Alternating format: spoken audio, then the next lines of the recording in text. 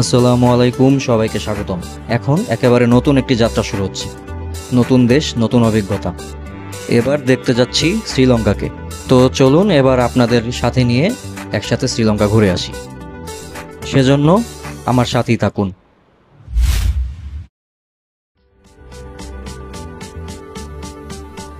তো আমাদের ফ্লাইট কিন্তু বিকাল 5:15-তে। আমাদের এয়ারলাইন্স হচ্ছে ইন্ডিগো। তো ওরা এই শাটল বাসে করে এখন আমাদের নিয়ে আসলো এখানে। তো কিছুক্ষণের মধ্যেই ফ্লাইটে উঠবো এবং আমাদের যাত্রাটি শুরু হবে।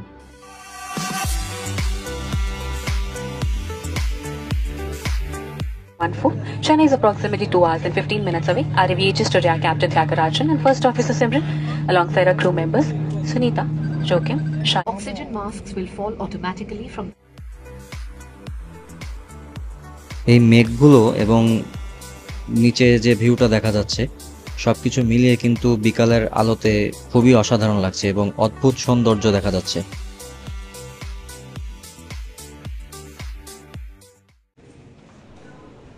এখন আছি চেন্নাই এয়ারপোর্টে। এখানে 5 ঘন্টা 30 মিনিটের মতো আমাদের ট্রানজিট। কিন্তু এখানে যে আসলে কি সমস্যা সেটা আমি বুঝিনি। এখানে খাবার দাবারও খাওয়া যায় না, একটা রুমে আপনাকে বসিয়ে রাখবে, এখানে ঘন্টার পর ঘন্টা বসে মানুষের চেহারা দেখা ছাড়া আপনার আর কোনো কাজ থাকবে না। যাই হোক, এই প্রিপারেশন নিয়ে আসবেন। আর এখন আমরা এই 5.5 ঘন্টা কাটিয়ে অবশেষে ফ্লাইটে উঠলাম, আমরা রওনা হলাম। এরপরে নামবো শ্রীলঙ্কাতে। তো রাত কিন্তু 2:30 বাজে। এখন এখন শ্রীলঙ্কা এয়ারপোর্টে আছি, কলম্বো এয়ারপোর্টে আছি আর কি। এই কলম্বো এয়ারপোর্টটা কিন্তু আমার কাছে অনেক গোছানো মনে হয়েছে এবং অনেক সুন্দর। চারপাশে দেখে আমার আসলে মনে হলো যে না, শ্রীলঙ্কা আসলেই ট্যুরিস্টদের স্বাগত জানাতে জানে। এখানকার ইমিগ্রেশন প্রসেসটাও কিন্তু খুবই স্মুথ ছিল, কোনো রকম ঝামেলা করেনি এবং আমাকে কোনো রকমের বাড়তি কোনো কোশ্চেনই করেনি। অর্থাৎ আমার পাসপোর্টটা চেক করে আমাকে ছেড়ে দিয়েছে। এখানে খুবই ভালোভাবে ইমিগ্রেশনটা পার করেছি আর কি। এখন বেরোচ্ছি এয়ারপোর্ট থেকে। আর চেন্নাইতে আসলে খুবই খারাপ একটা অভিজ্ঞতা হয়েছে, এটা আসলে এক্সপেক্টের বাইরে ছিল। ওখানে খাওয়া দাওয়া করতে পারিনি এবং ওখানে খাওয়া দাওয়া করতে হলে একটা ফোন নাম্বার দেওয়া ছিল, একটা ইন্ডিয়ান ফোন নাম্বার, সেটাতে আপনাকে কল করে ডেকে তারপর খাবার অর্ডার করতে হবে। এত ভেজাল তো কেউ নেবে না। তো এখন অনেক রাত, দোকানপাট বন্ধ, খুব কষ্টে একটা দোকান খুঁজে পেয়েছি আমরা। এখানে আপাতত টুকটাক যা পাচ্ছি তাই খেয়ে নেব।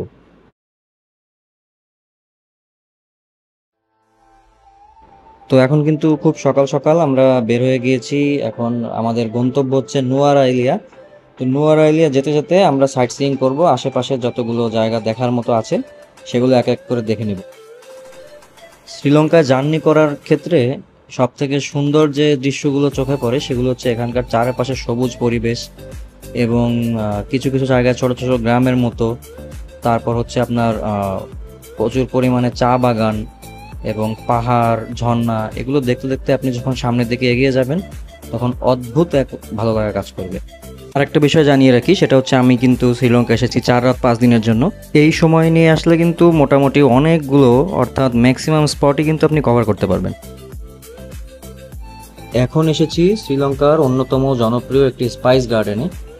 এখানে বিভিন্ন রকমের মশলা এবং ভেষজ জিনিসপত্র আপনি দেখতে পাবেন। এখানে তারা আপনাকে সবকিছু ব্যাখ্যা করে ঘুরিয়ে ঘুরিয়ে দেখাবে। এখানে এসে ভেষজ আইটেমগুলো দিয়ে তৈরি করা একটা চা খেয়েছি, সেটিও খুব ভালো লেগেছে আমার। এখানে তারা নিজস্বভাবে বিভিন্ন ফল থেকে, বিভিন্ন ভেষজ আইটেম থেকে অনেক জিনিসপত্র তৈরি করে থাকে, যেগুলো স্কিন ট্রিটমেন্ট, হেয়ার ট্রিটমেন্টে কাজে লাগে। একটা মানুষের যা যা প্রয়োজন আপনার রোগ প্রতিরোধের জন্য, বিভিন্ন জিনিসপত্র যেগুলো প্রয়োজন সবই প্রায় এখানে আছে বলা চলে। আর এখানে আপনি মাসাজও নিতে পারবেন ওদের থেকে, যেটা একদম ফ্রি, এবং বিভিন্ন জিনিসপত্র আপনি কিনেও নিয়ে আসতে পারবেন। একেবারে অর্গানিক জিনিসপত্র এগুলোতে কোনো কেমিক্যাল ইউজ করা হয় না, যেগুলো সামনে থেকে দেখে আমার কাছে খুবই ভালো লেগেছে। এবং এখানে এসে আমি অনেক কিছু জানতেও পেরেছি যেগুলো আমি জানতাম না। তো এরপরে আমরা কি কি এক্সপ্লোর করতে পারি চলুন দেখা যাক।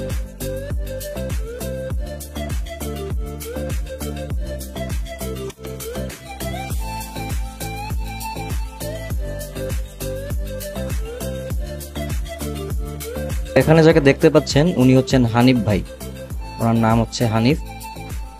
শ্রীলঙ্কার এই পাহাড়ি রাস্তাগুলো উনি খুব ধৈর্যের সাথে গাড়ি চালিয়ে পার করে দিচ্ছেন এবং কোথায় কোন স্পট আছে, কোথায় থামলে ভালো হয়, কোথায় কি দেখার আছে, সবকিছু উনি সুন্দরভাবে আমাদের বুঝিয়ে দিয়েছেন। আমরা প্রত্যেকটা জায়গা ওনার জন্য খুব ভালোভাবে উপভোগ করতে পেরেছি।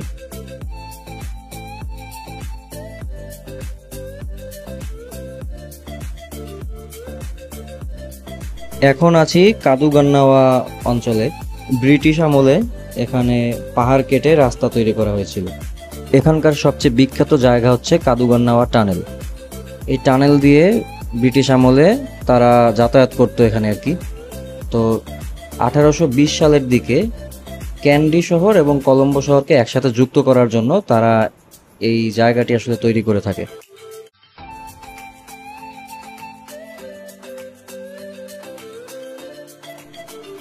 তো চলুন কিছুক্ষণ উপভোগ করা যাক শ্রীলঙ্কার এই পাহাড়ি রাস্তাগুলো। এই রাস্তাগুলো আসলে অদ্ভুত রকমের সুন্দর, কারণ এখানে একটু পরপরই দেখবেন প্রচুর টার্নিং, প্রচুর আঁকাবাঁকা মোড়, আঁকাবাঁকা রাস্তা। আর চারপাশে এই শহরে অনেক মসজিদ দেখতে পাবেন। সব থেকে বড় বিষয় হচ্ছে এই রাস্তাগুলোর যেদিকেই তাকাবেন দেখবেন শুধু গাছপালা আর পাহাড়। হ্যাঁ, একেবারে চারিদিকেই সবুজে ভরা।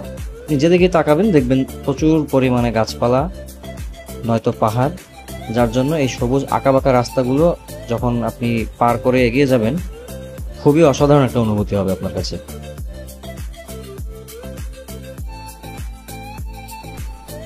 পাহাড়ের চারপাশে কিন্তু প্রচুর চা বাগান রয়েছে। শ্রীলঙ্কার অন্যতম সৌন্দর্য এই চা বাগানগুলো।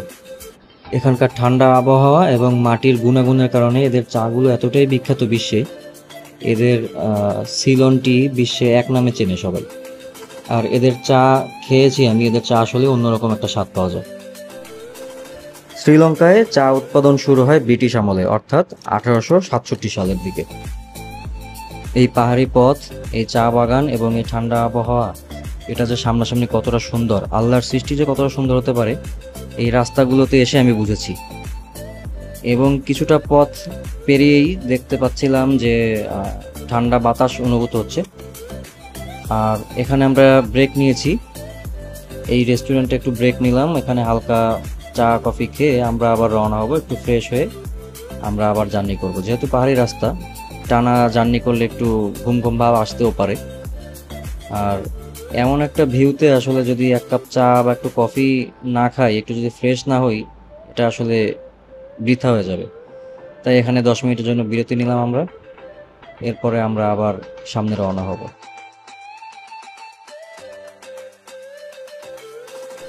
তো এবারে আমরা ঝর্ণা দেখব। এখন যাচ্ছি র্যাম্বোদা ফলসে।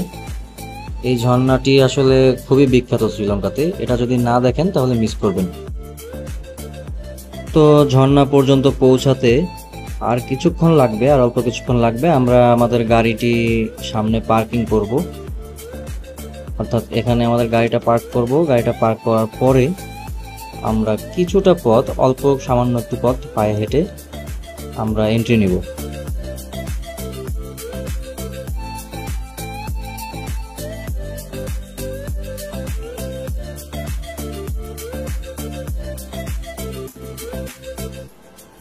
এখানে আপনাকে টিকিট নিতে হবে, পার পারসন 100 রুপি করে পড়বে।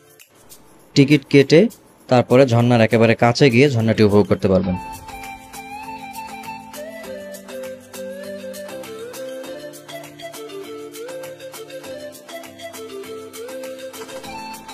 এখানে না আসলে আসলে বুঝতামই না যে এটার সৌন্দর্য কতটা, আর আল্লাহর সৃষ্টি কতটা সুন্দর হতে পারে। সামনাসামনি দেখে আমি খুবই অবাক হয়েছি, এবং এই জায়গাটা আমার কাছে এতই ভালো লেগেছে আমি পারলে সারাটা দিন এখানে থেকে যেতাম।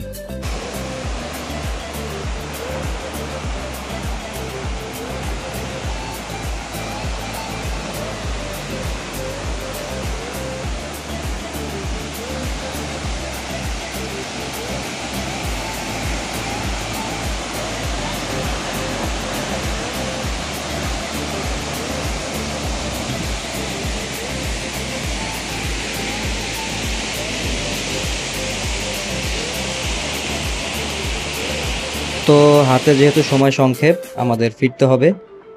এখানে সামান্য কিছু খেয়ে আমরা রওনা করব একেবারে সামনের পথের দিকে। এখানকার ভিউটা এতটাই ভালো লেগেছে আমি জাস্ট বলে বোঝাতে পারছি না। শ্রীলঙ্কাতে কিন্তু এক এক জায়গাতে এক এক রকম ওয়েদার। এতক্ষণ ভালোই গরম লাগছিল, যতটাই নুয়ারাইলিয়ার দিকে আগাচ্ছি কিছুটা ঠান্ডা ঠান্ডা অনুভূত হচ্ছে। এদিকে চলে আসতেই অনুভব করা গেল হালকা ঠান্ডা আবহাওয়া, কিছুটা কুয়াশার ফিল পাওয়া যাচ্ছে। এই ঠান্ডা আবহাওয়াতে আলাদা একটা প্রশান্তি কাজ করে, মনে হচ্ছে পাহাড়ের আবহাওয়ার সাথে পুরোটাই মিশে যাচ্ছি।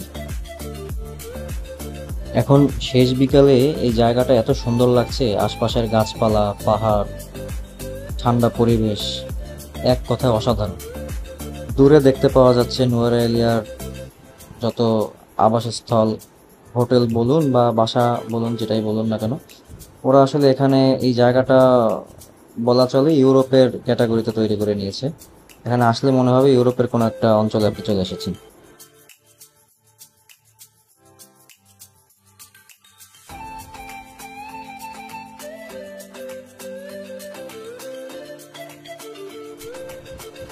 তো চলে এসেছি আমাদের হোটেলে, এখানে আমরা থাকবো। আর এখানে আর সময় নিব না, জাস্ট আবার বেরিয়ে পড়লাম। আমাদের লাগেজ রেখেই আবার বেরিয়ে পড়েছি। সন্ধ্যা হওয়ার আগে আমরা আশেপাশে একটু ঘোরাঘুরি করে সন্ধ্যায় একটু নাস্তা সেরে তারপরে আমরা আবার ফেরত চলে আসব। তো এখানে একটা মার্কেটে আমরা চলে আসলাম, এই টুকটাক নাস্তা করলাম, এখানে স্ট্রিট ফুডগুলো একটু ট্রাই করলাম। এখন আসলে বাহিরে অনেক ঠান্ডা, আর এখানে সন্ধ্যা 7টা-8টার মধ্যেই আশেপাশের মার্কেট বা অনেক কিছু ম্যাক্সিমাম জিনিসই অফ হয়ে যায়। তো এই ঠান্ডায় রুমে ফিরে এসেছি, এখন ফ্রেশ হয়ে বিশ্রাম নেব, কারণ আগামীকাল খুব সকালে উঠে ব্রেকফাস্ট সেরে আবার আমাদের রওনা করতে হবে। এই রুমটা দেখতে পাচ্ছেন, এটা হচ্ছে একেবারে ইউরোপিয়ান কায়দায় তৈরি, দেখতে মনে হচ্ছে যে ইউরোপের কোনো বাড়িতে থাকছি। তো পরের দিন সকালে কিন্তু আমরা আবার বেরিয়ে পড়লাম, আশেপাশে একটু ঘোরাঘুরি করব, এরপর আমরা পরবর্তী গন্তব্যে রওনা হব। তো এখন একটু সামনে, অর্থাৎ কিছু দূর এগিয়ে একটা পার্ক আছে, সেই পার্কে আমরা যাব। এখানে কিন্তু এখন আবহাওয়া ঠান্ডা, কিন্তু অতটাও ঠান্ডা না, একেবারে খুবই যে শীত সেরকমও না, ঠান্ডা ভালোই মোটামুটি রয়েছে আর কি। তো রোদ ওঠার কারণে দিনের বেলাতে ঠান্ডা অতটা থাকে না, যতটা সন্ধ্যা ঘনিয়ে আসে ঠান্ডাও ততটা আস্তে আস্তে বাড়ে। সন্ধ্যার পরে আসলে অনেক শীত পড়ে এখানে। এই নুয়েরা এলিয়াতে ঢুকলেই মনে হবে যেন ইউরোপের কোনো ছোট শহরে চলে এসেছি। ওদের রাস্তাঘাটগুলো একেবারে নিখুঁতভাবে সাজানো, পরিচ্ছন্ন ফুটপাত, চারিদিকে খুব সুন্দর পরিবেশ, আর চারপাশের ঠান্ডা আবহাওয়া, একেবারে মনে হচ্ছে যেন ইউরোপের কোনো একটা ছোট শহরে আছি। তো আমরা কিন্তু এই পার্কে চলে এসেছি, এটা হচ্ছে লেক গ্রিগরি পার্ক। এই লেক গ্রিগরি পার্কের কিন্তু সৌন্দর্যটা একেবারেই অন্যরকম, সেটা দেখেই হয়তো বা বুঝতে পারছেন। আর এই ঠান্ডা আবহাওয়াতে খুবই ভালো লাগছে। লেকের চারপাশে সুন্দর হাঁটার পথ, সবুজ ঘাসের মাঠ, আর দূরে ছোট ছোট কটেজ দেখা যায়, একদম ইউরোপীয় লেক টাউনের মতো। আপনি যদি নুয়েরা এলিয়াতে আসেন তাহলে এই লেক গ্রিগরি পার্ক একবার না দেখলে আপনার ভ্রমণটা কিন্তু একেবারেই অসম্পূর্ণ থেকে যাবে। অর্থাৎ এই জায়গাটা আপনার একবার হলেও আসতে হবে। এটা নুয়েরা এলিয়ার সবচেয়ে সুন্দর জায়গাগুলোর মধ্যে একটি। চারদিকে পাহাড়ে ঘেরা এই লেকের ঠান্ডা বাতাসে দাঁড়িয়ে থাকলে মনে হবে প্রকৃতি যেন নিজ হাতে সাজিয়ে রেখেছে এই শহরটাকে। এই জায়গাটা এতটাই সুন্দর, আমার হাতে যদি আরো সময় থাকতো আমি এখানেই থেকে যেতাম।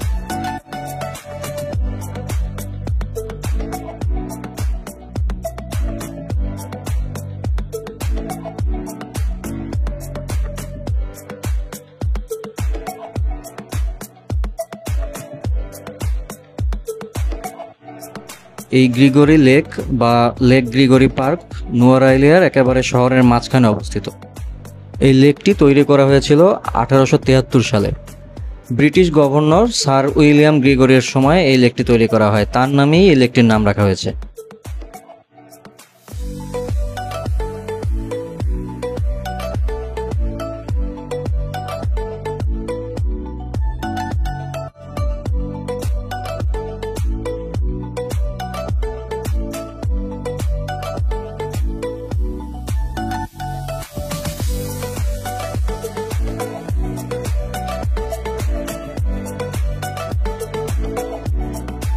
এখানে স্পিড বোট অথবা প্যাডেল বোট ভাড়া করে লেকের মাঝখানে ঘুরে বেড়ানো যায়। এক পাশে পাহাড় এবং এক পাশে এই শহর, আর মাঝখানে এই লেকের মধ্যে দিয়ে আপনি ঘুরছেন, এই জিনিসটা আসলেই ভালো লাগবে। তো হাতে পর্যাপ্ত সময় যদি থাকে সেক্ষেত্রে এই লেকটা আরো বেশি সময় নিয়ে ঘুরলে আরো অনেক কিছু এক্সপ্লোর করতে পারবেন।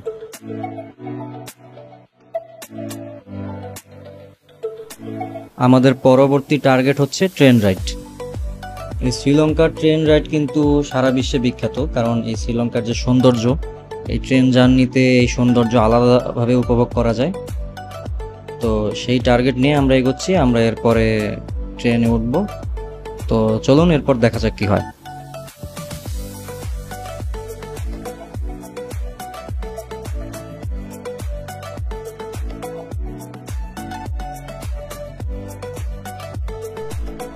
এখন চলে এসেছি বান্দারওয়ালা রেলওয়ে স্টেশন। আসলে চাচ্ছিলাম যে এখান থেকেই ট্রেন জার্নি শুরু করব, কিন্তু পরে আসলে ডিসিশন চেঞ্জ করি। এখানে এসে দেখলাম যে ট্রেন আসতে আরও অনেক সময় লাগবে। তো আমাদের একটা আইডিয়া দিল এখান থেকে এলাতে যাওয়ার জন্য। আমরা এলার দিকে রওনা হব। তো কারণটা বলছি, সেটা হচ্ছে এলা থেকে দামোদর যাব। সেখানে ট্রেন জার্নিটা ছোট হবে, কিন্তু ছোট হলেও একটা সুবিধা আছে, সেটা হচ্ছে এখানকার বিখ্যাত নাইনার ব্রিজ। আমরা একেবারে সরাসরি ব্রিজে গিয়ে সেই ব্রিজটা দেখতে পারবো। ট্রেনে যদি যাই, ব্রিজের উপর থেকে ট্রেনটা পাস করবে, সেটা একটা অন্যরকম অনুভূতি। কিন্তু আমি চাচ্ছি ট্রেন জার্নিটাও করব, প্লাস আমি ব্রিজের ওখানে গিয়ে আমি আলাদা একটা টাইম স্পেন্ড করব। তো সেজন্য এখান থেকে আমি এলাতে যাচ্ছি। এলা স্টেশন থেকে আমরা দামোদর স্টেশন যাব। ট্রেন জার্নিটাও করা হবে এবং দামোদর পৌঁছে সেখান থেকে আমরা একটা টুকটুক ভাড়া নিয়ে, মানে অটো, যেগুলো আমরা অটো বলি, ওরা ওখানে টুকটুক বলে, এই টুকটুক একটা রিজার্ভ করে আমরা নাইনাক ব্রিজে যাব। সেই ব্রিজে বসে বিকাল থেকে সন্ধ্যা পর্যন্ত সময় কাটাবো। তো এজন্য এখন আসলাম এলাতে। এখন এখানে আমরা খাওয়া দাওয়া করে তারপরে রওনা হব।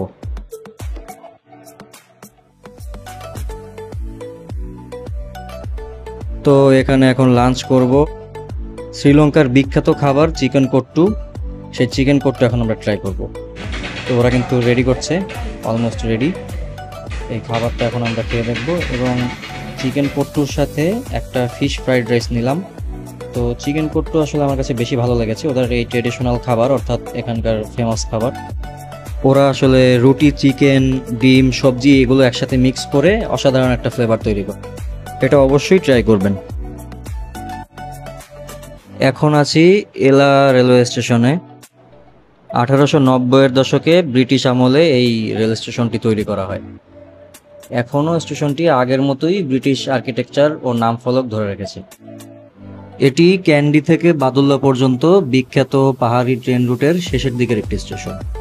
পাহাড়ের কোলে অবস্থিত এই ছোট্ট স্টেশনটাই যেন শ্রীলঙ্কার ট্রেন যাত্রার অন্যতম এক আকর্ষণ হিসেবে দেখা হয়। তো এখানে আপনি টিকিট নিতে পারবেন ফার্স্ট ক্লাস বা সেকেন্ড ক্লাসের, এই দুটোই বেটার হবে। এখানে আমরা সেকেন্ড ক্লাসের নিয়েছি। তো প্রতিটি টিকিট পড়েছে 50 রুপি। তো সেকেন্ড ক্লাস হলো সবচেয়ে ব্যালেন্সড, কারণ এখানে জানালাগুলো আপনি খোলা পাচ্ছেন, সিটগুলো তো আরামদায়ক আছেই, আর সবচেয়ে বড় বিষয় এই জানালা খোলা থাকার কারণে এখান থেকে কিন্তু খুব সুন্দর একটা ভিউ সামনে থেকে উপভোগ করা যায়।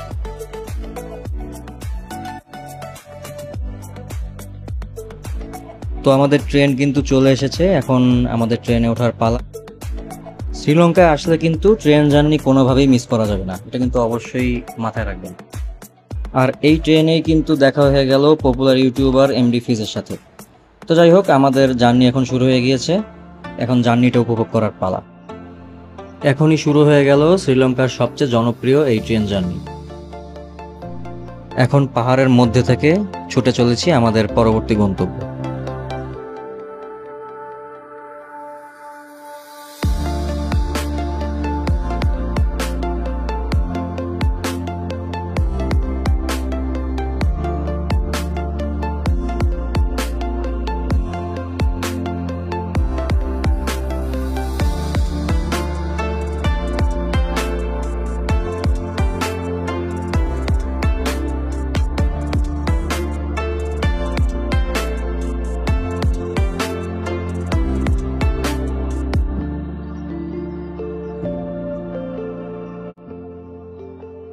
তো এখন কিন্তু দামোদরা রেল স্টেশনে চলে এসেছি। এটা এলা থেকে মাত্র 6 কিলোমিটার দূরে। ট্রেন জার্নিটা কিন্তু ছোট হলেও এরপরেই রয়েছে আসল মজা। কারণ কি, আমরা নাইনার ব্রিজটা দেখব একেবারে স্পটে গিয়ে ভালোভাবে অনেকক্ষণ বসে অনেকক্ষণ আশেপাশে ঘোরাঘুরি করে, মোট কথা ওখানে গিয়ে কিছুক্ষণ টাইম স্পেন্ড করব, ওখানে রিল্যাক্সে কিছুক্ষণ বসে থাকবো। তো আমাদের ট্রেন জার্নিটাও করা হলো, আবার নাইনাক ব্রিজে আমরা আমাদের মতো সময় কাটিয়েও আসতে পারলাম।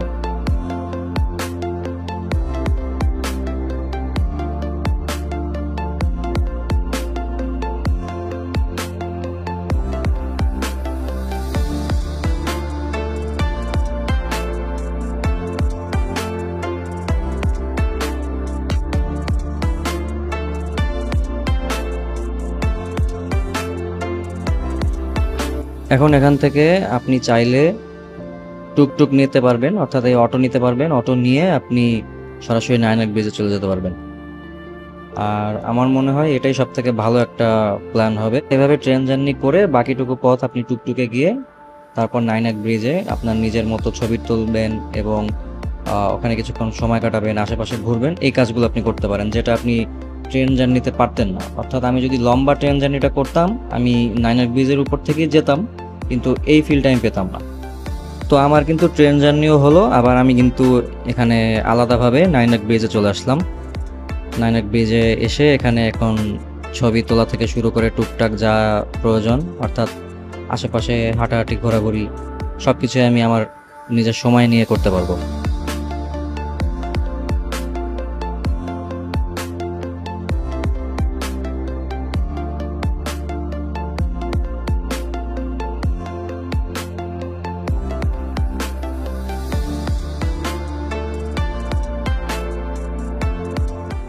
নাইনাক ব্রিজ হলো শ্রীলঙ্কার একটা সিগনেচার স্পট।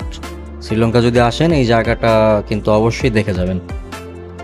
তো এই ব্রিজটি 1921 সালে ব্রিটিশ আমলে তৈরি করা হয়। অবিশ্বাস্য বিষয় হলো পুরো সেতুটি কিন্তু কোনো প্রকার লোহা ছাড়াই তৈরি, কোনো লোহা দিয়ে তারা তৈরি করেনি, শুধু পাথর এবং ইট দিয়ে বানানো। এবং এটাকে কিন্তু বলা হয় ব্রিজ ইন দ্য স্কাই, কারণ এর নিচে আছে গভীর উপত্যকা, আর উপরে আসলে মনে হবে যে একেবারে আকাশের উপরেই আপনি আছেন, অর্থাৎ এর উচ্চতার কারণে এরকমই মনে হয়। আর এখান দিয়ে যে ট্রেনগুলো যায়, এই ট্রেনগুলো কিন্তু নীল রঙের।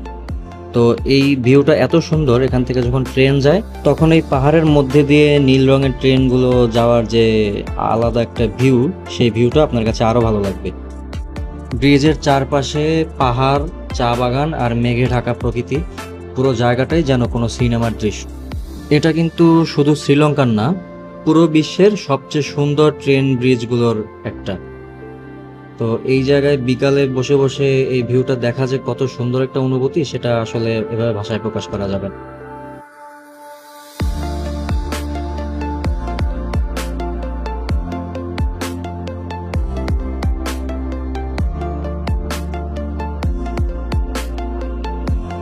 তো আমরা কিন্তু দেখলাম সবুজ পাহাড়ের মধ্যে থেকে ট্রেন আসলো এবং চলেও গেল।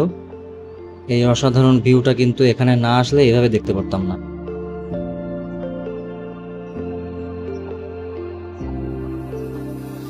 অলরেডি কিন্তু আরো একটি ট্রেন চলে এসেছে, সবাই কিন্তু অপেক্ষা করেছিল।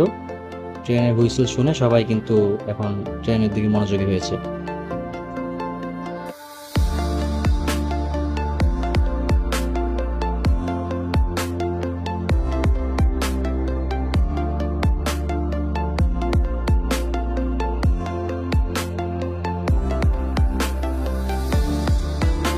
তো ট্রেনের হুইসেল, পাখির ডাক আর হালকা ঠান্ডা হাওয়া সব মিলিয়ে এই বিকালটি আমার খুবই সুন্দরভাবে কেটেছে।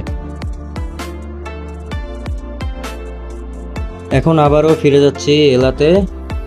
চারপাশে বাতাস ঠান্ডা হয়ে গেছে, এখানকার শান্ত পরিবেশটা সত্যি অন্যরকম। তো আজ এলাতে ফিরে রাতটা এলাতেই থেকে আগামীকাল সকালে আবার আমরা পরবর্তী গন্তব্যে রওনা হব।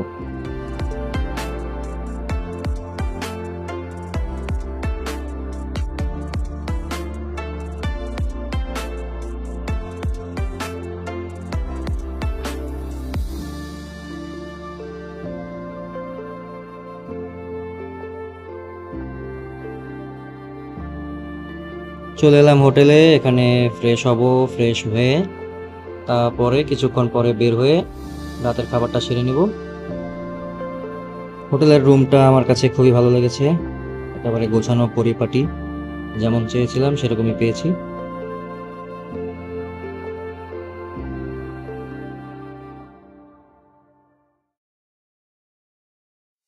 তো শ্রীলঙ্কায় আরো একটি নতুন সকাল। এখন এখানে নাস্তা সেরে নিব। এখানের ভিউটা কিন্তু খুবই সুন্দর, চারপাশে পাখির ডাক আর নিরিবিলি একটা পরিবেশ, আবহাওয়াটাও কিছুটা ঠান্ডা। আর এই হোটেলে ওনাকে কিন্তু খুব যত্ন করে পালে।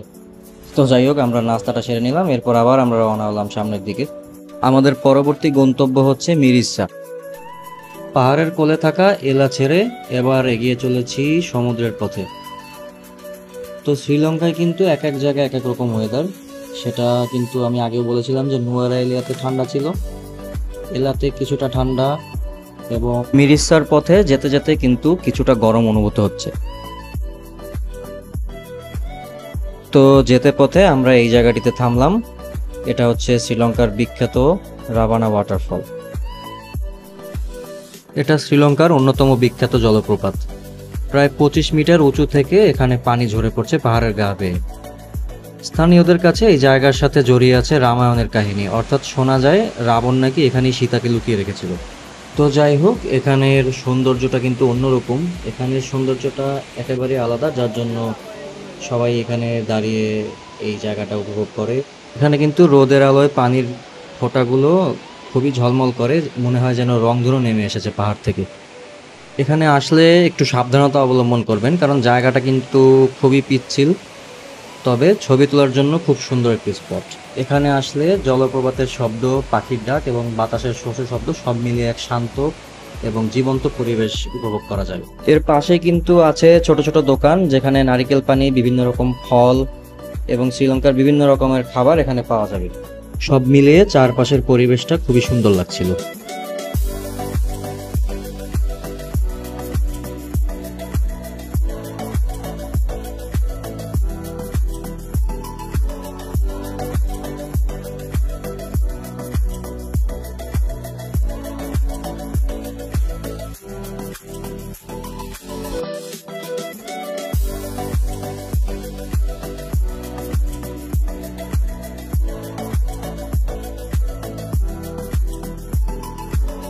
তো এখন আমরা রওনা হলাম বাকি পথটুকু পাড়ি দেওয়ার জন্য। শ্রীলঙ্কার এই সুন্দর রাস্তাগুলো দেখতে দেখতে আমরা বাকিটা পথ এগিয়ে চলেছি।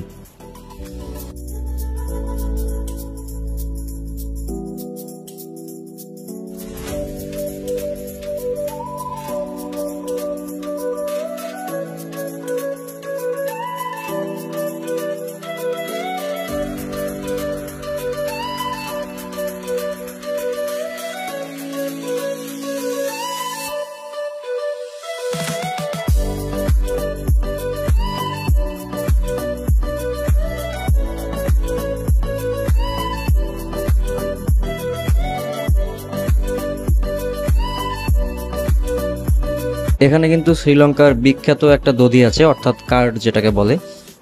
এটা মধু দিয়ে পরিবেশন করা হয়। এই দধির মধ্যে আলাদা রকমের একটা মধু ওরা ইউজ করে। এটা এতটাই ভালো ছিল, এই রাস্তা দিয়ে যখন যাবেন আমার পরামর্শ থাকবে এই জিনিসটা যেন অবশ্যই আপনারা ট্রাই করেন।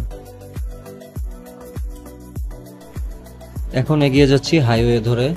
শ্রীলঙ্কার হাইওয়েগুলো কিন্তু সত্যি দারুণ সুন্দর এবং অনেক পরিষ্কার পরিচ্ছন্ন।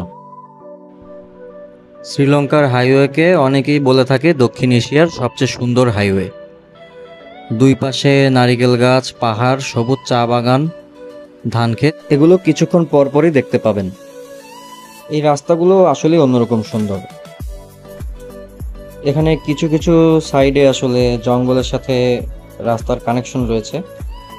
তো যতটুকু শুনলাম, কিছু কিছু প্রাণী যেমন ময়ূর, বানর, বিভিন্ন রকমের পাখি, এগুলো মাঝে মধ্যে রাস্তার সাইডে চলে আসে, তাই সতর্কতা অবলম্বন করে ড্রাইভ করতে বলা হয়। কিছু কিছু জায়গায় এই সাইনবোর্ডগুলো রয়েছে যেন এই প্রাণীগুলোর কোনো রকম ক্ষতি না হয়, সেজন্য সতর্কতার সাথে ড্রাইভ করতে বলা হয়ে থাকে।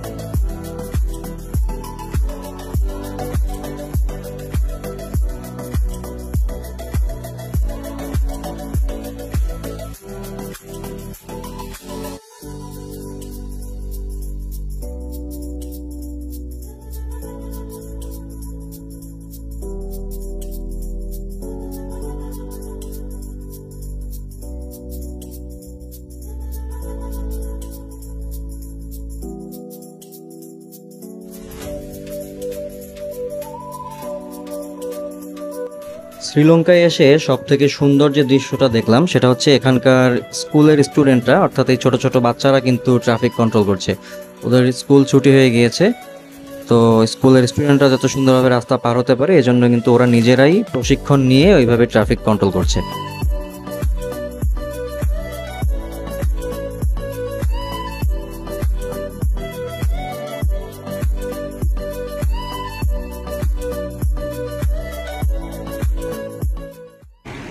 তো পথিমধ্যে জোহরের নামাজটা এখানে আদায় করে নিব। বাইরে থেমে থেমে গুড়ি গুড়ি বৃষ্টি হচ্ছে, আবহাওয়াটা খুবই সুন্দর। নামাজ আদায় করে অল্প কিছুক্ষণের মধ্যেই মিরিসা পৌঁছে যাব।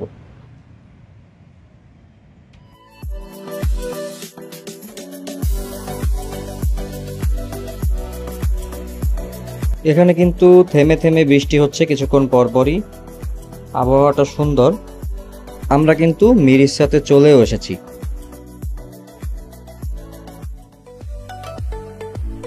এখন কিন্তু আছি শ্রীলঙ্কার অন্যতম সুন্দর একটা জায়গায়।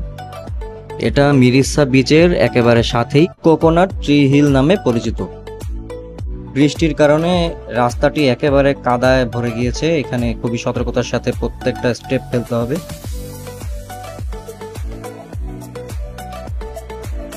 এখানে এসে আমি এতটাই অবাক হয়েছি। আমি এই জায়গাটা আগে ইনস্টাগ্রাম, ফেসবুকে অনেক দেখেছি, ইউটিউবে অনেক দেখেছি, কিন্তু সামনাসামনি দেখে আমি অবাক হলাম। এতটা সুন্দর এই জায়গাটা, আসলেই আমি অবাক হয়েছি। ছোট্ট একটা পাহাড়ি উঁচু জায়গা, এর একপাশে অসীম ভারত মহাসাগর, আর মাথার উপরে 10-12টা উঁচু নারিকেল গাছ সারি করে দাঁড়িয়ে আছে।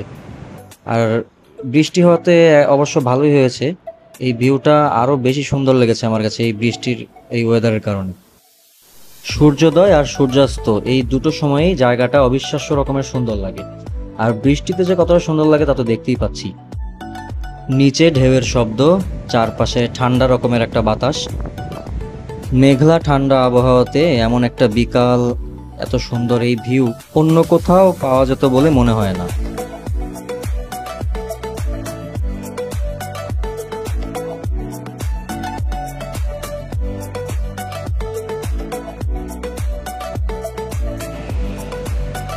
কিছুটা সামনে এগিয়ে এই জায়গাটায় চলে আসলাম মিরিসা বিচের আরেকটা ভিউ নেওয়ার জন্য। মিরিসা বিচ সব দিক থেকেই সুন্দর। এখানে আসলে বৃষ্টির কারণে ঢেউ একটু বেশি, পরিবেশ খুবই ঠান্ডা এবং খুবই সুন্দর লাগছে আমার কাছে। কিছুক্ষণ পরে সন্ধ্যা হবে, তো এই শেষ বিকালের ভিউটা খুবই অসাধারণ লাগছে এই জায়গাটা থেকে।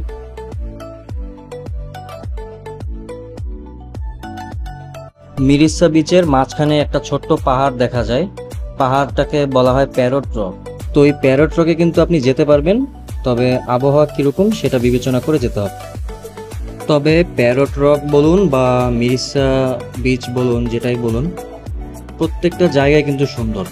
আপনি যে জায়গাটাতেই টাইম স্পেন্ড করেন না কেন আপনি খুবই সুন্দর সুন্দর ভিউ পাবেন এবং পরিবেশের কারণে খুবই ভালো লাগবে আপনার কাছে। তো এখন কিন্তু আবারও মোটামুটি ভালো আকারেই বৃষ্টি শুরু হচ্ছে। এখন আর এখানে থাকার কোনো সুযোগ নেই আপাতত হোটেলের দিকে চলে যাচ্ছি আমরা। যদি আপনারা হাতে একটু সময় বেশি নিয়ে আসেন, আমার হাতে সময় কম থাকার কারণে আমি মিরিসাতে আরও 2-1 দিন বেশি থাকার কোনো সুযোগ বের করতে পারিনি। যদি আপনারা সময় বেশি পান তাহলে আমার মনে হয় মিরিসাতে আস্তে আস্তে আশেপাশের জায়গাগুলো এক্সপ্লোর করা আরও বেটার হবে।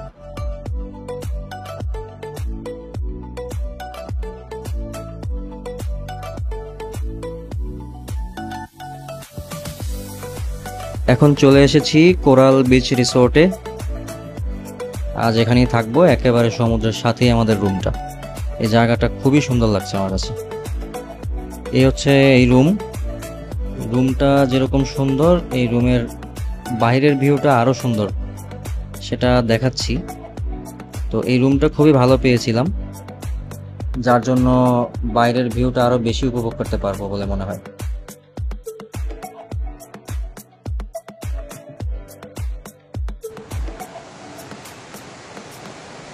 বাইরে কিন্তু এখন ভালোই বৃষ্টি হচ্ছে।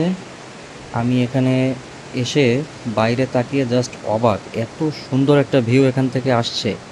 এই বারান্দাটা এত ভালো লেগেছে আমার কাছে, এখানে অনায়াসে ঘন্টার পর ঘন্টা বসে কাটিয়ে দেওয়া যাবে। তবে সামান্য মন খারাপের বিষয়, সেটা হচ্ছে আর কিছুক্ষণ পরে সন্ধ্যা হবে। আপাতত হাতে অল্প কিছু সময় থাকা সত্ত্বেও সমুদ্রের পাড়ে আর যেতে পারছি না, কারণ বাইরে প্রচুর বৃষ্টি। কিন্তু মন ভালো করার বিষয় হচ্ছে এখান থেকেই সমুদ্রের ফিলটা খুব ভালোভাবে পাওয়া যায়, অর্থাৎ মনে হচ্ছে যেন আমি একদম সমুদ্রের পাড়েই বসে আছি।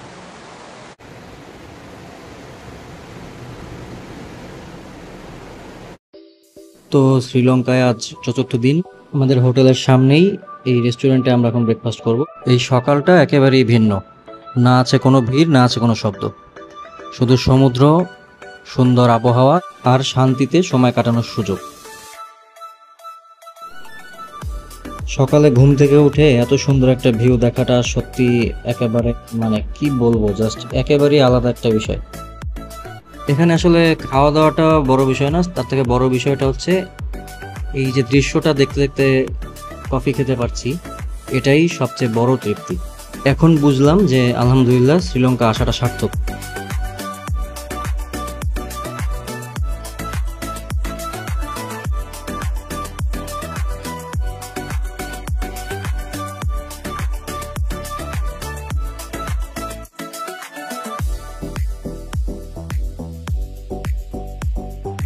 মিরিসাতে আসলে দেখবেন সূর্যের আলো পড়ছে পানির উপরে, বাতাসে ঠান্ডা একটা ঘ্রাণ চারপাশে, এবং কিছু দূরে নারকেল গাছের পাতায় রোদ ঝিলিক দিচ্ছে। এই দৃশ্যগুলো যেন জীবন্ত পোস্টকার্ড। আসলে সামনে থেকে দেখলে আরো ভালোভাবে বোঝা যায় যে এখানের প্রকৃতি কতটা সুন্দর।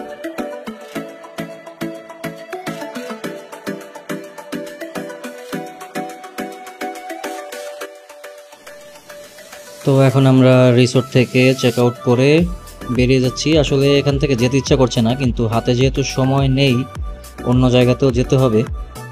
তো আপাতত মিরিসাকে বিদায় বলতেই হচ্ছে, জায়গাটাকে ছেড়ে যেতে মন খারাপ হচ্ছে। যদি কখনো সুযোগ হয় আবারও আসব। তো আমাদের পরবর্তী গন্তব্য হচ্ছে গল। আমরা গলে যাব। তো দেখা যাক ওখানে আমরা কি কি দেখতে পাই।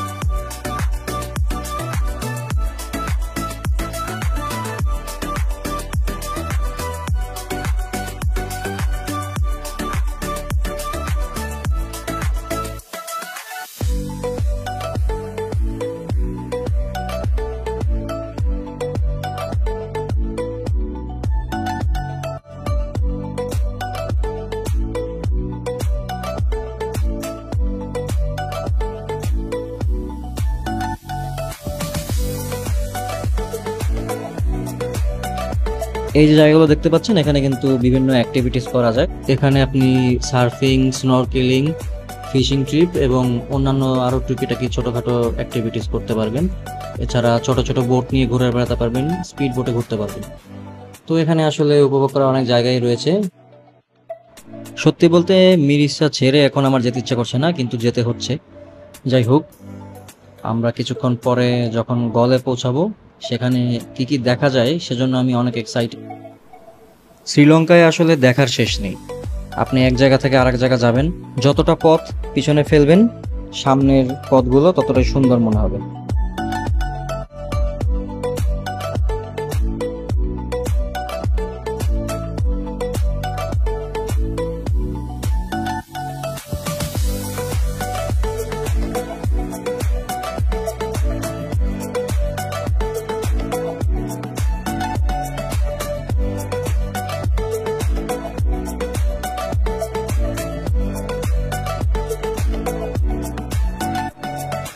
তো এখন কিন্তু চলে এসেছি ওল্ড টাউনে। ওল্ড টাউন বলতে কি বোঝাচ্ছি আশা করি বুঝতেই পেরেছেন, কারণ আমি কিছুক্ষণ আগেই বলেছিলাম যে আমরা গলের উদ্দেশ্যে রওনা হচ্ছি। তো অলরেডি গলে পৌঁছে গিয়েছি। এরকম একটা প্লেস আসলে কতটা সুন্দর হতে পারে সেটা আর কিছুক্ষণ পরে দেখতে পারবেন।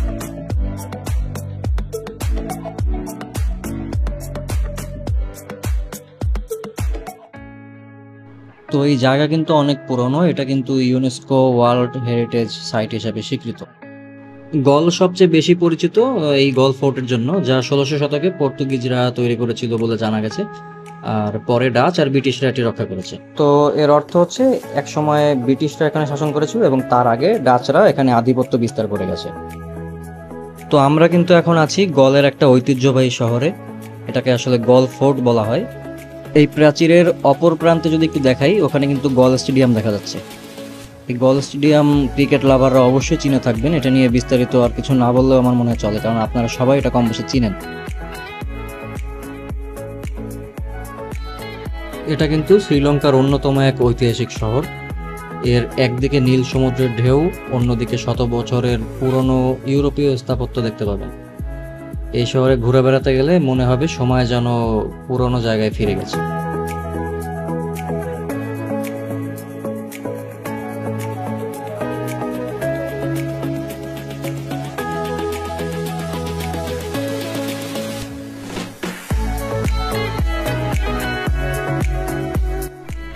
তো এই গল কিন্তু শ্রীলঙ্কার দক্ষিণ পশ্চিম উপকূলে অবস্থিত একটি ঐতিহাসিক শহর। এই শহরের স্থাপত্যগুলো মূলত ডাচ ঔপনিবেশিক আমলের ঐতিহ্যগুলো বহন করে থাকে। প্রথমে পর্তুগিজরা 1588 সালের দিকে নির্মাণ করে থাকে এই জায়গাটি। পরে ডাচরা 1649 সালে সেটি সম্প্রসারণ ও পুনর্নির্মাণ করে। প্রায় 3.5 কিলোমিটার লম্বা পাথরের প্রাচীর দিয়ে ঘেরা এই দুর্গে ইউরোপীয় ও দক্ষিণ এশীয় স্থাপত্যের মিশ্রণ দেখা যায়। এই জায়গাটি ইউনেস্কো ওয়ার্ল্ড হেরিটেজ সাইট হিসাবে 1988 সালে ঘোষণা করা হয়। এখানে এসে সব থেকে বেশি ভালো লেগেছে সেটা হচ্ছে এক পাশে প্রাচীন ঐতিহ্য এবং তার ঠিক অপর পাশে সমুদ্রের অসাধারণ একটা ভিউ। আর এই মেঘলা আবহাওয়াতে সবকিছু মিলিয়ে খুবই আলাদা রকমের একটা ভালো লাগা কাজ করছে।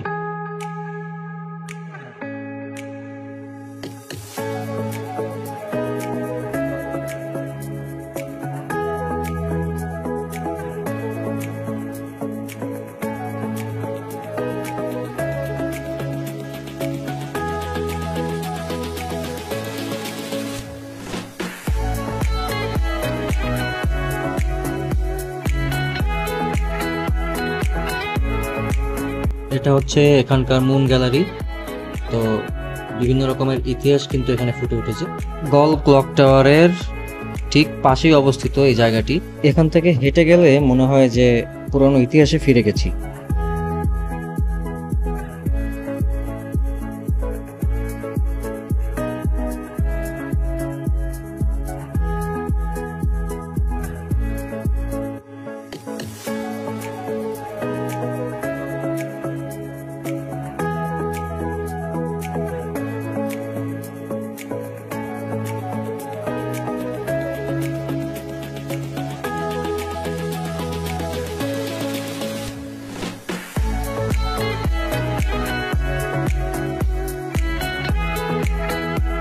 এখানকার ভিউগুলো একেবারে সিনেমার মতো মনে হচ্ছে, এত সুন্দর, চারপাশে খুবই সুন্দর আবহাওয়া। আর এই পুরনো জিনিসপত্র দেখে, অর্থাৎ এই ওল্ড সিটিতে এসে মনটাই যেন একেবারে ভালো হয়ে গেছে। আর আজ কিন্তু শুক্রবার, তো এই পাশেই কিন্তু একটা মসজিদ রয়েছে, এখানে কিছুক্ষণ পরে জুম্মার নামাজ আদায় করব। এটা আসলে আমার জন্য একটা সৌভাগ্যের বিষয়, কারণ এরকম সুন্দর একটা জায়গাতে এসে জুম্মার নামাজ আদায় করাটা আমার ভাগ্যে ছিল। আলহামদুলিল্লাহ, গল লাইট হাউসের সামনের এই মসজিদটাতে জুম্মার নামাজ একটু পরে আদায় করব। তো আর একটা ইনফরমেশন কিন্তু অ্যাড করে দিচ্ছি, সেটা হচ্ছে গলের প্রধান দর্শনীয় স্থানগুলোর মধ্যে লাইট হাউস কিন্তু অন্যতম। এই লাইট হাউস কিন্তু অবশ্যই দেখতে আসবেন যদি গলে আপনি এসে থাকেন। আর এখানকার রাস্তাঘাট, দেয়াল, দোকান আর ইউরোপীয় আর্কিটেকচারগুলো কিন্তু একদম সিনেমাটিক একটা ভাইব দেয়। এখানকার রাস্তাঘাটে হেঁটে চলার সময় মনে হবে যেন অন্য এক পৃথিবীতে চলে এসেছে। রাস্তার পাশে ছোট ছোট cafe, coffee shop, art gallery, এগুলো অন্যরকম একটা ভাইব দেয়। আর চারপাশে লোকজন, কেউ হাঁটছে, কেউ ছবি তুলছে, কেউ সাইকেল চালিয়ে যাচ্ছে, সব কিছু মিলিয়ে মনে হবে পুরো জায়গাটাই যেন জীবন্ত একটা ছবির মতো। আর ঠিক অন্য পাশে যে এই সমুদ্র দেখা যাচ্ছে, আপনি যদি এখানে এসে কিছুক্ষণ বসে থাকেন, আপনার মন যদি খারাপও থাকে, মন ভালো হয়ে যেতে বাধ্য।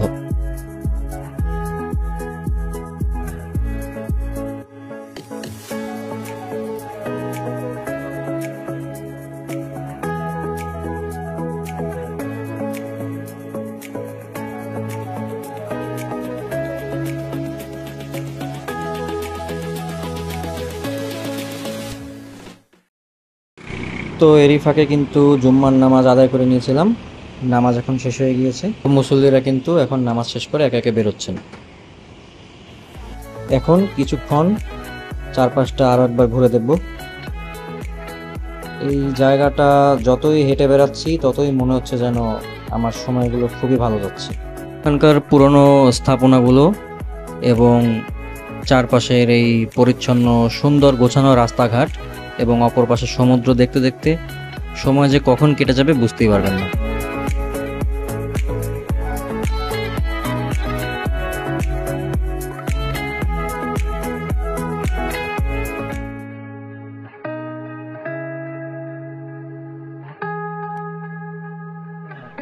এখন দুপুরের খাবার সেরে নেব এই রেস্টুরেন্টে।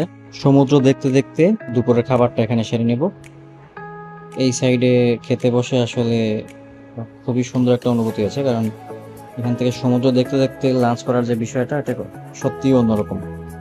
আর এখানে ইন্ডিয়ান হায়দ্রাবাদি বিরিয়ানি দিয়ে আমরা লাঞ্চ সেরে নিলাম।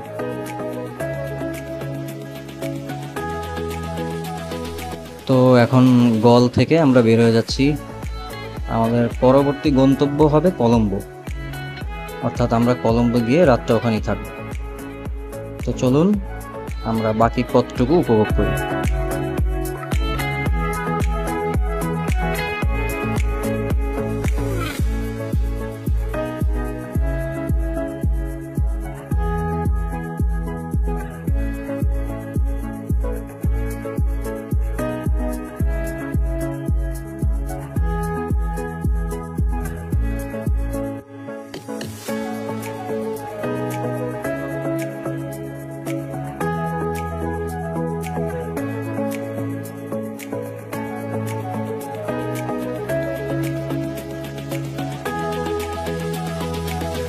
এখন খুব কাছ থেকে যদি দেখাই, তো আমরা কিন্তু গল স্টেডিয়ামের পাশ থেকে অতিক্রম করছি।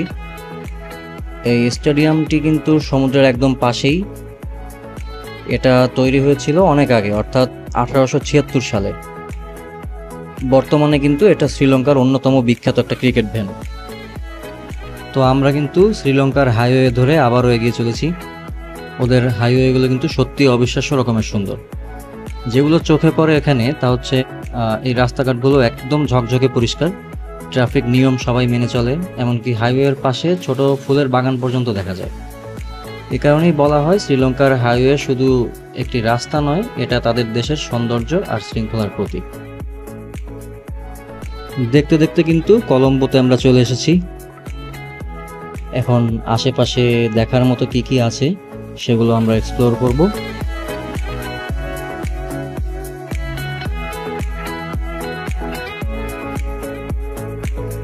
এখন আমি আছি কলম্বো ইন্ডিপেন্ডেন্স মেমোরিয়াল হলে।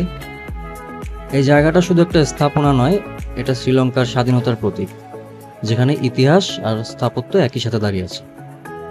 1948 সালে যখন শ্রীলঙ্কা ব্রিটিশ শাসন থেকে স্বাধীনতা লাভ করে, তখন সেই স্মৃতি ধরে রাখতে এই মনোমুগ্ধকর স্তম্ভটি তৈরি করা হয়। ইন্ডিপেন্ডেন্স ডেতে অর্থাৎ 4 ফেব্রুয়ারির সময় এই হলে জাতীয় অনুষ্ঠানগুলো হয়ে থাকে। অনুষ্ঠান আয়োজনের জন্য এই জায়গা বুক করা যায়, অর্থাৎ রিজার্ভেশন সিস্টেম আছে। আর সাধারণ পরিদর্শনের জন্য হল এবং স্কোয়ারটি সকাল থেকে সন্ধ্যা পর্যন্ত খোলা থাকে।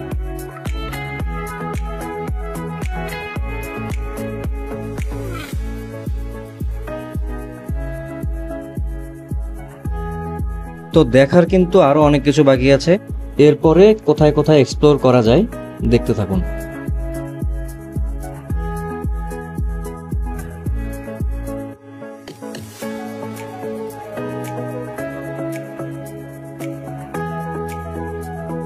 কলম্বোতে কিন্তু সব থেকে সুন্দর জায়গা এটা, কারণ এটাকে কেন এত সুন্দর বললাম, কারণ এই রাস্তা থেকে আপনি কিন্তু এই পাশে সমুদ্র দেখতে পারবেন।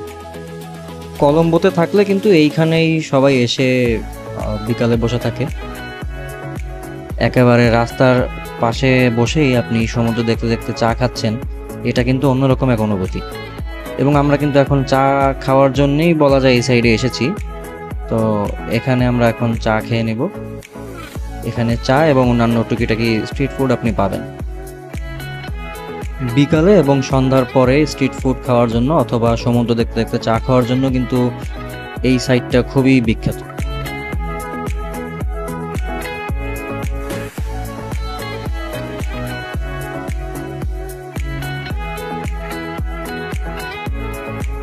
বিকেলে সূর্য যখন ধীরে ধীরে অস্ত যায় তখন পুরো আকাশটা রঙিন হয়ে ওঠে।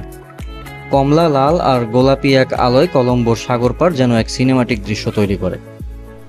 কলম্বোর রাস্তার পাশে সমুদ্রের এই দৃশ্যগুলো যেন সত্যিই মন ছুঁয়ে যায়। রাস্তায় হাঁটলে, গাড়িতে চলাফেরা করলে বা বসে থাকলে এই ঠান্ডা হাওয়া এবং ঢেউয়ের শব্দ মিলিয়ে মনে হয় এটাই কলম্বোর সবচেয়ে সুন্দর জায়গা। এক পাশে উঁচু উঁচু বিল্ডিং, শহরের কোলাহল এবং অন্য পাশে সমুদ্রের সুন্দর আবহাওয়া এবং এর আরেক পাশ থেকে কিন্তু ট্রেন চলাচল করে। সবকিছু মিলিয়ে এ যেন অন্যরকম এক অনুভূতি। কলম্বোতে যখন আসবেন এই জায়গায় কিছুটা সময় অবশ্যই কাটাবেন। এখানে বসে সমুদ্র দেখা এবং সূর্যাস্ত দেখাটা কিন্তু সত্যি অন্যরকম একটা অনুভূতি আপনাকে দিবে।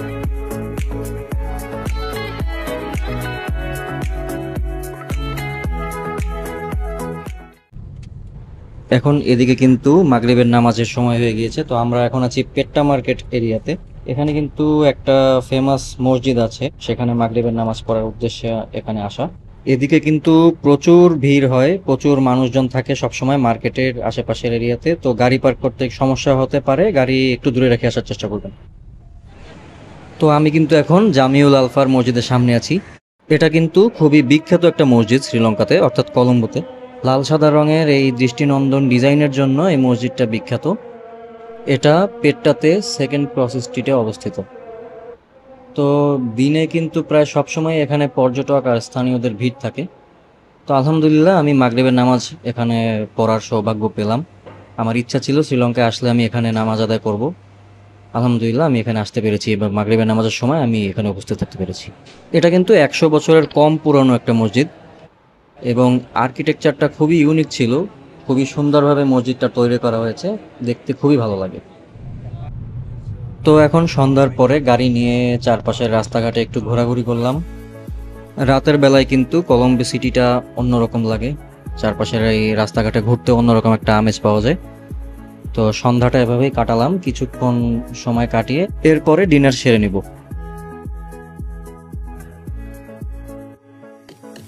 তো ডিনারের টাইম হয়ে গেল।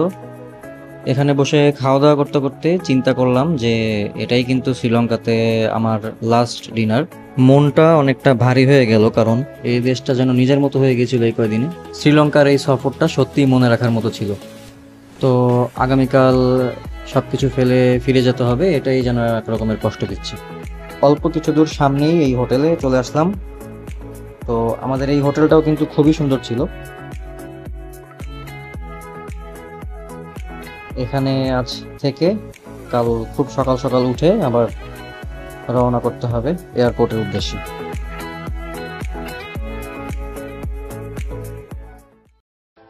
তো আজ শ্রীলঙ্কায় আমার শেষ দিন।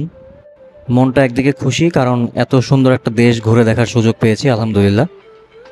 আবার অন্যদিকে একটু দুঃখও লাগছে, কারণ এই সুন্দর দেশটা ছেড়ে এখন আবার চলে যেতে হবে। তবে আর একটা বিষয় হচ্ছে, এখন শ্রীলঙ্কা ছেড়ে অন্য একটা দেশে যাব, বাংলাদেশে ফিরছি না, সেটা একটু পরে বলছি। যাওয়ার আগে আরও কিছু সৌন্দর্য এখানে এক্সপ্লোর করে তারপর যাচ্ছি।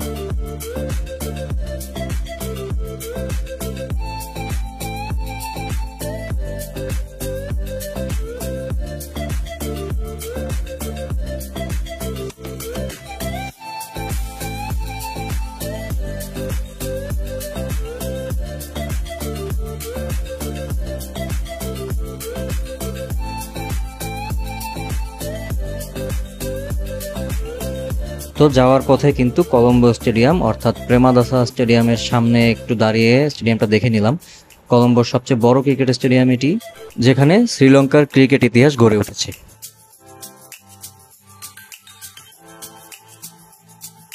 এখন কিন্তু সরাসরি চলে যাচ্ছি এয়ারপোর্টে। শ্রীলঙ্কার এই অসাধারণ যাত্রা শেষ হতে যাচ্ছে। প্রকৃতির এই সৌন্দর্য সবসময় মনে রাখার মতো। তো একটু আগে যেটা বলছিলাম যে এখন কিন্তু অন্য একটা জায়গায় যাব, সেটা হচ্ছে মালদ্বীপ। তো আমরা কিন্তু এয়ারপোর্টে চলে এসেছি, আমাদের পরবর্তী গন্তব্য মালদ্বীপ। এখান থেকে আমাদের শ্রীলঙ্কা যাত্রা সম্পূর্ণভাবে শেষ হয়ে যাচ্ছে। আমি চেষ্টা করেছি একটা ভিডিওর ভিতরেই আমার এই শ্রীলঙ্কা সফরটাকে আপনাদের সামনে তুলে ধরতে। আপনি যদি 4-5 দিন সময় হাতে নিয়ে শ্রীলঙ্কা আসেন, সেক্ষেত্রে আপনি আমার এই ব্লগটি ফলো করতে পারেন। আর যদি আপনার হাতে সময় আরও বেশি থাকে তাহলে তো কথাই নেই। তো আমরা কিন্তু এই ফিটস এয়ারের এই এয়ারলাইন্সে করে মালদ্বীপে যাব। যে কোনো ইনফরমেশনের জন্য এই ভিডিওর ডেসক্রিপশন চেক করতে পারেন। ভিডিওটি ভালো লেগে থাকলে অবশ্যই লাইক দিবেন এবং চ্যানেলটি সাবস্ক্রাইব করবেন। আর যারা ফেসবুকে দেখছেন তারা অবশ্যই আমার পেজটি ফলো করে যাবেন।